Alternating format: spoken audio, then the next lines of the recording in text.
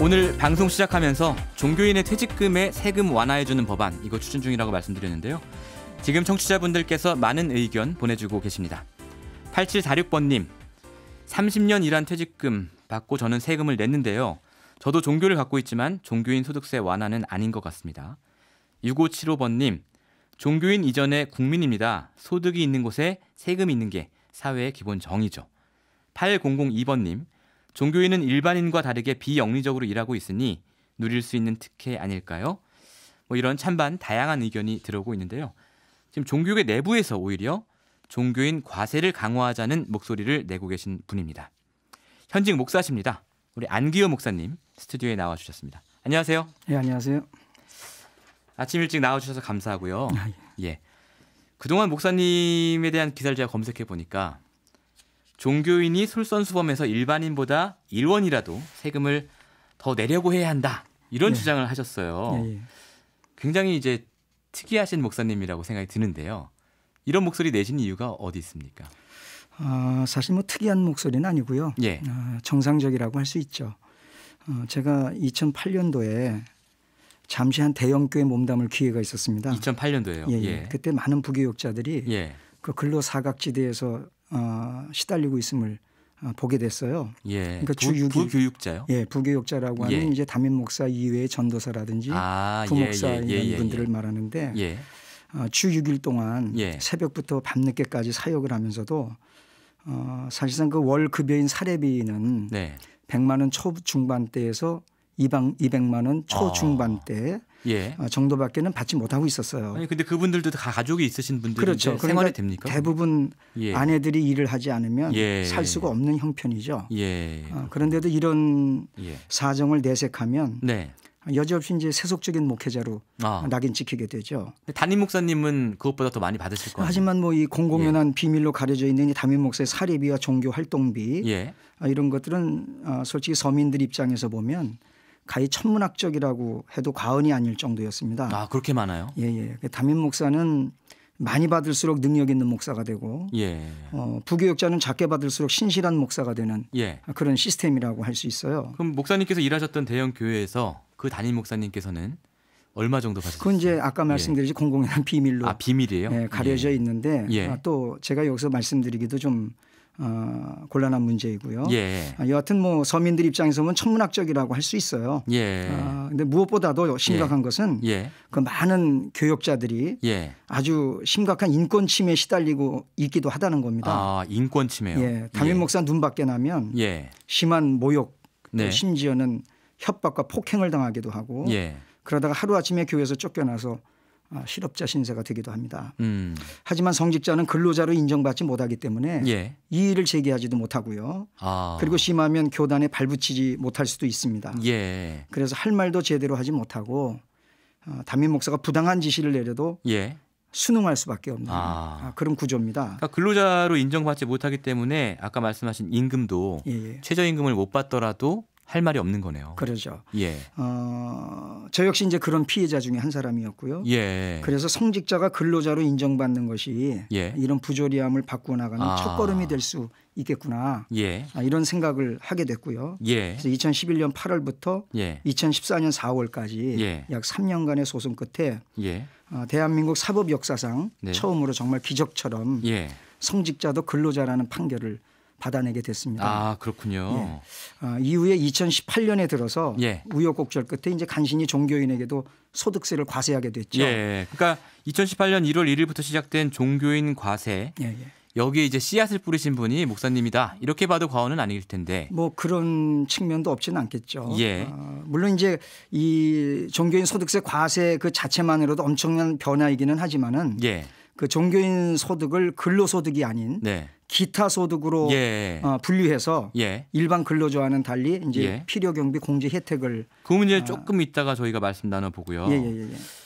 자, 지금 목사님께서 여러 부분 지적해 주셨는데 저희가 이제 모든 교회가 다 문제가 있다 이렇게 지적하는 건 아니고 일부의 사례가 있다는 점, 이 점을 좀 분명히 말씀드리고 싶고요. 자, 지금 그 다시 세금 얘기로 돌아와서요. 세금이 얼마나 어떻게 내고 있습니까 지금 목사님들이요? 이 자립교회 목회자들의 그 대부분의 주요 소득은 예. 교회에서 주는 공적인 소득이라고 할 수 있죠. 예. 사례비라는 명목으로 받는 월급여, 또 판공비 명목으로 받는 활동비, 예. 그리고 도서비, 예. 공과금, 예. 사택 유지비, 예. 차량 유지비, 예. 상여금, 예. 휴가비 등으로 분류할 수 있습니다. 예. 그런데 2017년까지는 예. 이 모든 소득에 대해서 비과세 혜택을 받아봤죠. 예. 세금을 하나도 안 낸 거예요. 그렇죠. 예. 성직자를 근로자로 보지 않았기 때문입니다. 예. 2018년에 들어서 이제 비로소 종교인 과세가 시작되긴 했지만은 예. 자세히 들여다보면 예. 여전히 성직자는 근로자가 아니라는 전제가 깔려 있습니다. 어떤 점에서 그렇습니까? 그래서 근로소득이 아닌 기타 소득으로 분류해서 일반 근로자들과 달리 많은 혜택을 주게 된 것이죠. 근로소득이 아니라 기타 소득으로 분류되어 있다. 그렇죠. 이 점이 중요한 거군요. 그렇죠. 예. 정부가 공개한 간이세액표에 따르면 예. 그 4인 가구 기준 연소득 5천만 원의 종교인이 내는 원천 징수액은 예. 월 5만여 원에 불과합니다. 같은 조건의 일반인이 부담하는 근로소득세는 예. 월 10만여 원에 되죠. 그럼 2배 이상 차이 나는 거군요. 절반 수준이죠. 예, 예. 특혜가 아닐 수 없는 거죠. 예, 그렇군요. 지금 이제 말씀을 나눈 것은 월급에 해당하는 근로소득이고 예. 이번에 문제가 되고 있는 것은 뭐 이것도 근로소득의 일부이겠습니다만은 퇴직소득입니다. 그렇죠. 퇴직금을 받았을 때 세금을 어떻게 낼 거냐라는 문제인데 내용을 다시 한번 정리를 해드리면 이런 거죠. 2018년 그러니까 한 30년 정도 일한 분이 2018년 12월 31일 날 퇴직을 했다라고 하면 앞에 29년치는 기존대로 비과세를 하고 종교인 과세가 시작된 시점 2018년 1월 1일부터 12월 30일까지 발생한 퇴직금에 대해서만 세금을 물리겠다. 지금 이거잖아요. 목사님께서는 이 법안에 지금 반대하시는 거잖아요. 그렇습니다. 왜 반대하시는 겁니까? 그게 언뜻 들으면 이 공무원, 군인, 사립학교 교직원 다 그렇게 했다고 하더라고요. 이런 분들의 퇴직소득 과세 선례를 따라서 형평성 있게 하자는 취지니까 한편 일리가 있는 주장이라고도 할 수는 있어요. 하지만 저는 오히려 이렇게 묻고 싶습니다. 그렇다면 왜 근로소득에 대해서는 일반 국민들과 똑같이 형평에 맞추어 과세하지 않고 기타 소득으로 돌려서 특혜를 받게 하는가? 왜 이 부분에 대해서는 형평성 있게 하지 않는가 하고 말입니다. 그 말씀이군요. 너무 아전인수격으로 주장하지 말고 공무원의 선례를 따르려면 먼저 이 부분부터 형평성 있게 한 다음에 주장해야 될 겁니다. 그러니까 목사님들도 사실 본인이 선택을 하면 그 월급에 대한 소득 그 세금을 근로소득으로 낼 수도 있는 거죠. 그렇습니다. 근로소득으로 불리하니까 그렇게 안 내는 것뿐이죠. 그런 면도 있고요. 근로소득으로 낸다고 해서 근로자로 인정받는 건 아니에요. 선택일 뿐인 것이죠. 그렇군요. 그래서 성직자들은 자발적으로 이 세금을 내는 데 있어서도 좀 모범이 돼야 된다고 생각해요. 나에게 이익이 되는 부분에 대해서만 형평성을 주장하면 안 되고요. 아닌 말로 일반 국민들이 조세평등주의에 입각해서 지금까지 낸 근로소득에 대해서 종교인들 과세 기준에 맞추어 소급해서 돌려달라. 그렇게 말하거나 근로소득을 기타 소득으로 바꿔달라고 하면 어쩔 겁니까? 할 말이 없을 거 아닙니까? 그래서 그런 부분에 있어서 오히려 역으로 형평성에 맞지 않는 궤변 같은 주장을 하고 있는 것이다. 저는 그렇게 생각을 해요. 그렇군요. 근데 이제 제가 조금 반론을 드려보면 이런 거거든요. 국회 기재위나 종교계에서 하는 주장인데 하나는 이게 방금 말씀하신 것처럼 공무원의 경우에도 원래 퇴직소득 과세를 안 하다가 과세를 중간에 하게 됐는데 그때도 이렇게 했었다. 그 시점부터 딱 잘라서 했었다. 이거 하나가 있고 또 한 가지는 뭐 거기서 나오는 문제는 이런 거죠. 이를테면 2017년 12월 31일에 퇴직한 사람하고 2018년 12월 31일에 퇴직한 사람의 사례를 비교해 보자는 거죠.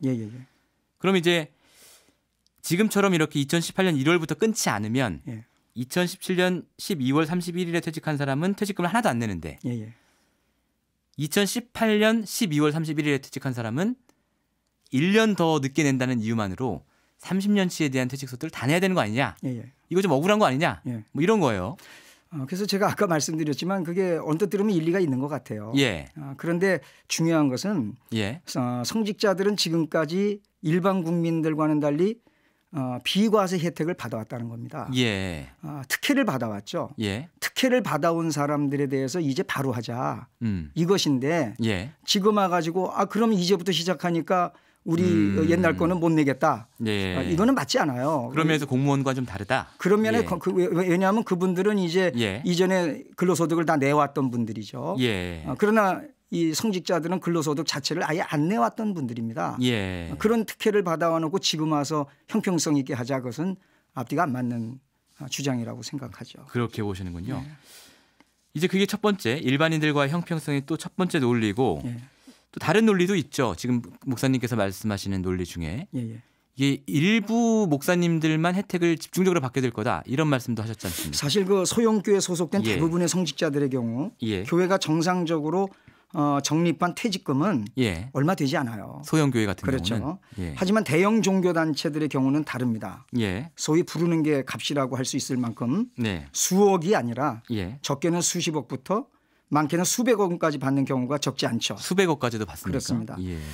결국 종교인 과세 완화법 역시 예. 주로 일부 욕심 많은 현재 대형교회 성직자들이 혜택에 돌아가는 예. 특혜법이다. 예. 이렇게 할 수 있는 것이죠. 이런 악법은 절대 예. 통과되면 안 돼요. 대부분의 목사님들은 뭐 퇴직금을 많이 못 받으니까 그렇습니다. 별로 혜택이 많지 않다, 이런 예. 말씀이시군요. 알겠습니다. 그리고 이번에 이제 바뀌는 이 퇴직금에 대한 세금뿐만 아니라 지금 시행 중인 종교인 과세 자체에도 위헌 요소가 있다. 예. 라는 취지로 이제 목사님께서 헌법소원도 내신 걸로 알고 있습니다. 그렇습니다. 구체적으로 어떤 부분을 지적하시는 겁니까? 제가 2018년에 이제 그 납세자 연맹하고 함께 위헌 소송을 제기했는데요. 예.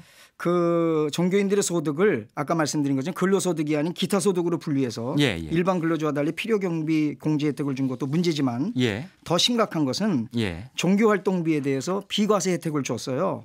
그래서 사실상 무제한 비과세의 여지를 예. 제공해 줬다.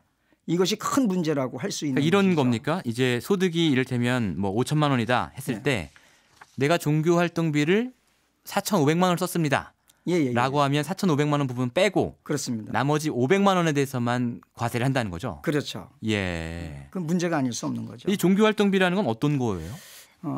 일반적으로 판공비로 알려져 있어요. 그래서 목사가 예. 목회를 위해서 하는 활동 전반을 예. 종교활동비다. 이렇게 말하니까 예. 뭐 갖다 붙이기 나름일 수 있는 것이죠. 그렇죠. 목사님들이 쓰시는 돈은 다 종교활동과 관련된 돈일 수 있으니까. 그렇습니다. 그럼 이제 말하자면 비용 부분, 예. 면세해 주는 비용 부분이 과다하게 커질 수 있다. 커질 수 있는 이런 것이죠. 부분이군요. 예. 그래서 헌법소원 내셨는데 결과는 나왔습니까? 아직은 예. 나오지 않았어요. 예. 아마 헌지에서도 고민이 크지 않겠습니까? 아무쪼록 이 정치적 고려 없이 예. 조세 평등주의에 입각해서 예. 객관적이고 공정한 판결을 내려주시기를 바라고요. 예. 또 이미 성직자도 근로자라는 판결이 나와 있는 만큼 예. 위헌 소지는 분명히 있다고 봐요. 예. 그래서 바르게 판단해 주기를 바랍니다. 제가 한 가지 걱정이 되는 것이 예. 목사님께서 이런 목소리를 내시고 또 방송에 나와서 이런 인터뷰도 하시면 주위에 다른 목사님들이 뭐라고 많이 안 하세요? 이 다른 목사님들 분위기는 좀 어떻습니까? 초기에는 뭐 솔직히 그런 혼란이 컸던 것이 사실이고요. 예. 저도 많은 공격을 받기도 했습니다. 예.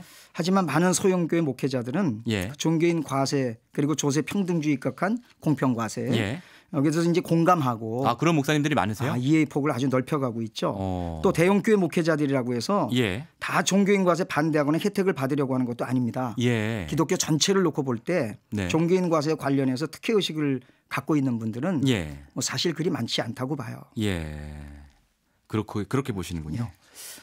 자, 근데 이제 주장하시는 것처럼 종교인 과세가 시작이 됐지 않습니까? 예. 2018년 1월 1일부터 교계의 변화가 좀 있었습니까? 아직은 과도기이기 때문에 예. 그렇게 체감할 수 있는 변화가 확실히 보이고 있는 것 같지는 않아요. 예, 결국은 이제 교회 재정의 투명성을 높이자는 게 목표일 텐데요. 그렇죠. 예. 대부분의 종교인들은 예. 이 종교인 소득세 과세에 대해서 예. 그렇게 부정적인 모습을 보이기보다는 예. 협조하고 적응하기 위해서 예. 노력하고 있는 것으로 보입니다. 알겠습니다. 지금 2097번님께서 서민은 조용히 과세하는데 말입니다. 출연하신 목사님 감사합니다. 최고의 종교인이십니다. 이런 칭찬 보내주셨고요. 자, 오늘 종교인 과세 많은 목사님들이 그런 생각을 갖고 있습니다. 예, 알겠습니다. 오늘 종교인 과세 문제 들여다봤는데 참고로 오늘은 세법 전문가가 아니라 현직 목사님의 시선으로 이 문제 짚어봤다는 점을 청취자분들이 좀 참고해 주시고요. 지적하신 종교활동비 부분은 앞으로 좀 더 논의를 해봐야 될 것 같습니다. 이번 주 국회 논의도 좀 지켜봐야 될 것 같고요. 오늘 말씀 여기까지 듣겠습니다. 감사합니다. 네, 감사합니다. 지금까지 안기호 목사와 종교인 과세에 대한 얘기 나눠봤습니다. 평일 아침 7시 20분 시민보의 시선 집중.